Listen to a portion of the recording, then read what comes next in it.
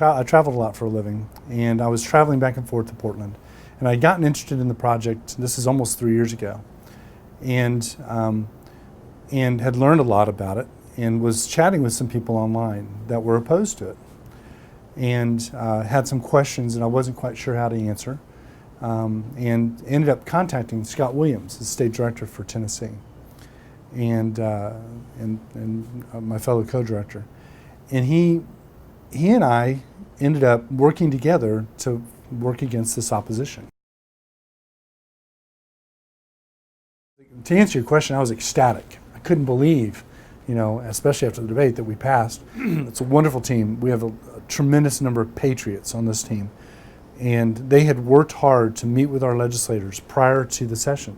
People came from all over the state to join us in the committee hearings wearing their white COS badges. It made such a huge difference. The lawmakers understood that we were serious, that we were a movement. It wasn't just an idea that somebody had, that there was a huge groundswell of support.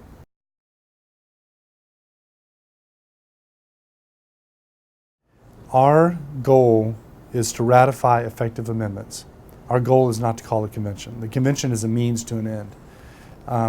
It is the tool that the founders gave us. It's important that we understand that's where it comes from. But at the same time, it's only a means to the end. The end is to restrain the federal government.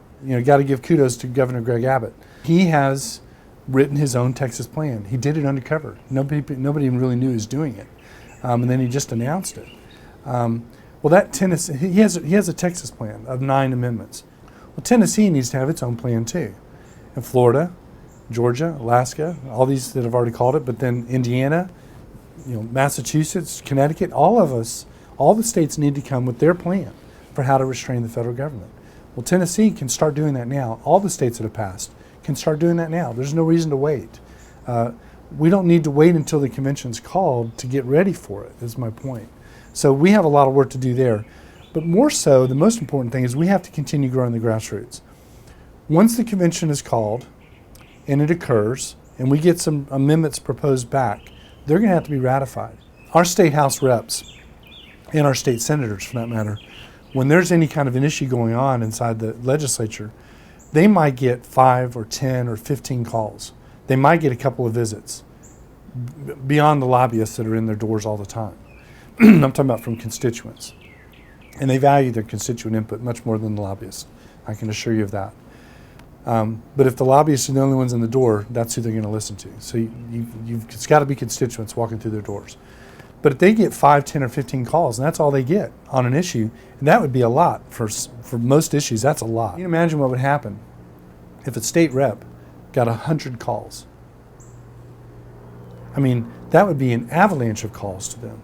Now imagine if all 99 state reps here in Tennessee got 100 calls. That's 10,000 calls coming into the State House in one day, right? That's amazing. That would be absolutely amazing. And that's all we're after, is we're after an activist being somebody who will pick up the phone and call their state rep. We need 100 people per State House district to do that. If we can get that, we can get just about any amendment ratified that we need to get ratified. Go to conventionofstates.com, press the button, sign the petition. More importantly, get 10 of your friends to do the same. When you sign the petition, then that sends a letter to your state legislator. You go on the list in their district as a supporter. We deliver those lists to the state legislators. It means something to them.